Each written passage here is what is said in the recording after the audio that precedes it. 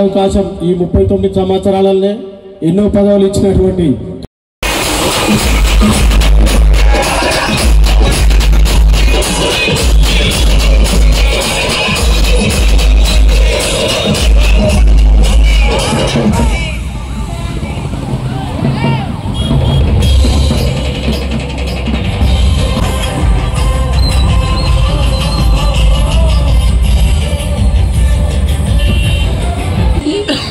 ధన్యవాదాలు.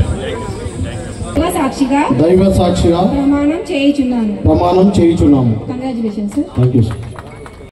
ప్రభుత్వంతో కొట్లాడి ముఖ్యమంత్రి గారితో మాట్లాడి ఈ భువనగిరి నియోజకవర్గంలో ఉన్న కాలువలకు 500 కోట్ల రూపాయలు మంజూరు చేయించి ఏకైక లక్ష్యంతో భువనగిరి శాసనసభ్యులు రైతాంగాన్ని ముందుకు తీసుకుపోవాలి. ఎందుకంటే రైతు కల్మషం లేని వ్యక్తి. వ్యవసాయం అంటే తన వ్యయాన్ని ఈ సమాజానికి సాయం చేసుకోవడే వ్యవసాయదారుడు రైతు. కాబట్టి మనము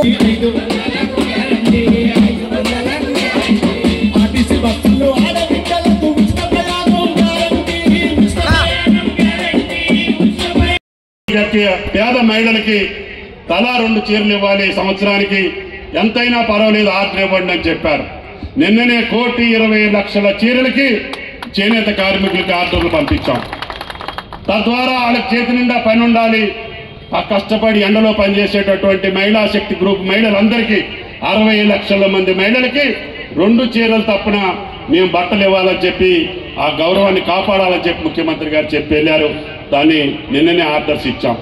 ఈ రకంగా ప్రభుత్వానికి భగవంతుడు లక్ష్మీ నరసింహస్వామి ఎంత శక్తి ఇస్తే అంత ఈ జిల్లాతో పాటు ఈ నియోజకవర్గాలతో పాటు తెలంగాణ రాష్ట్రాన్ని అభివృద్ధి చేసే దాంట్లో భాగంగానే ముఖ్యమంత్రి గారు పరిశ్రమల మంత్రి ఈరోజు దావోస్ లో ఉన్నారు.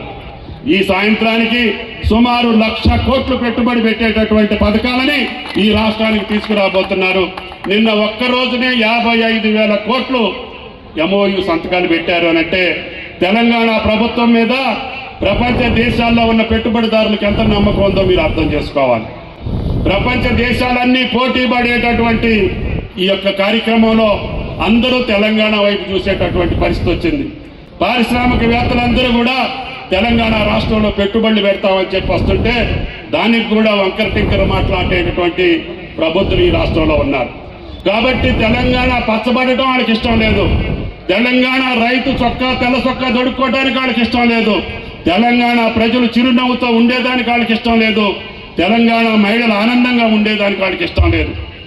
ఆడ రాజ్యం పోయిందని చెప్పి ఆడ పదవులు పోయినాయి అని చెప్పి ఆడ ఘోష ఈ దేశానికి అందరికీ చుట్టాలని చూస్తున్నారు. అటువంటి ప్రభుత్వానికి మీ అండ ఉన్నంత కాలం, మీ యొక్క నమ్మకం ఉన్నంత కాలం, మీ విశ్వాసం ఉన్నంత కాలం ప్రాణం తెగిచ్చైనా సరే మీ గౌరవాన్ని కాపాడుతామని చెప్పి మీకు ఈ సందర్భంగా మనం చేస్తున్నాం. పబ్బం గడుపుకోవాలనుకునేటటువంటి రాజకీయ ప్రతినిధులు వాళ్ళు ఆ రాష్ట్ర 10 సంవత్సరాల పాలనలో వాళ్ళు చేసినటువంటి నిర్వాహకం మన కళ్ల ముందుంది. ఈ రోజు రేపు రైతు దీక్షలో వాళ్ళు తలపెట్టే దీక్షలో మీరు అడగాల్సినటువంటి అవసరం ఉంది. అయ్యా మీ జీవితకాలం 10 సంవత్సరాల్లో మీరు చేసినటువంటి రుణమాఫీ ఏంటి? మీరు ఇచ్చినటువంటి రైతు భరోసా ఏంటి? గత 5 సంవత్సరాల్లో రైతు భరోసా ఇవ్వకుండా మా రింగ్ రోడ్డు బంగారం గుడ్డు పెట్టేటటువంటి బాతును అమ్ముకొని సగం ఇచ్చి సగం వెళ్ళిపోతే అది కూడా మేము భరాస్తే దానికోసం మీరు దీక్ష చేస్తున్నారా? ఈ రకమైనటువంటి సంవత్సర కాలంలో రేవంత్ రెడ్డి గారి ప్రభుత్వం చేసిన కార్యక్రమాల్ని వాళ్ళతోటి నిలదీయాల్సినటువంటి అవసరం ఉంది.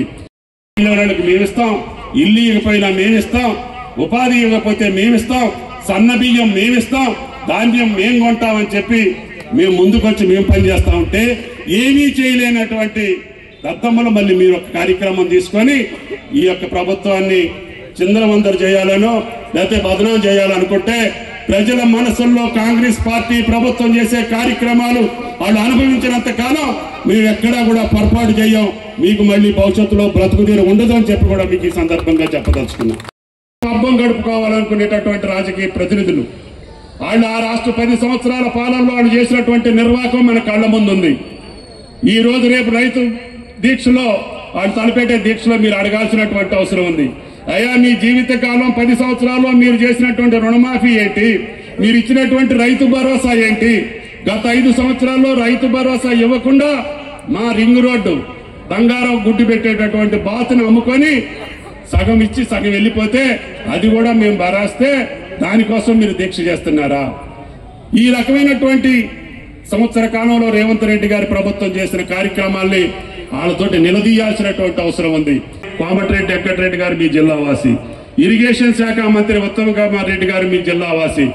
నీళ్లు వస్తాయి, రహదారులు వస్తాయి. రేవంత్ రెడ్డి గారి అధ్యక్షతన ఉన్నటువంటి ఈ ప్రభుత్వంలో సంక్షేమ కార్యక్రమాలు సజావుగా జరిపేటటువంటి శక్తిని ఆ లక్ష్మీ నరసింహస్వామి మీరు ఈ ప్రభుత్వానికి ఇవ్వాలని చెప్పి ప్రార్థిస్తూ ఈ 2 మార్కెట్ కమిటీలకు కావాల్సినటువంటి మౌలిక వసతులు చైర్మన్లు ఇద్దరిని కూర్చోబెట్టి శాంక్షన్ చేస్తానని చెప్పి మీకు విజ్ఞప్తి చేస్తూ సెలవు తీసుకుంటున్నా. జై కాంగ్రెస్.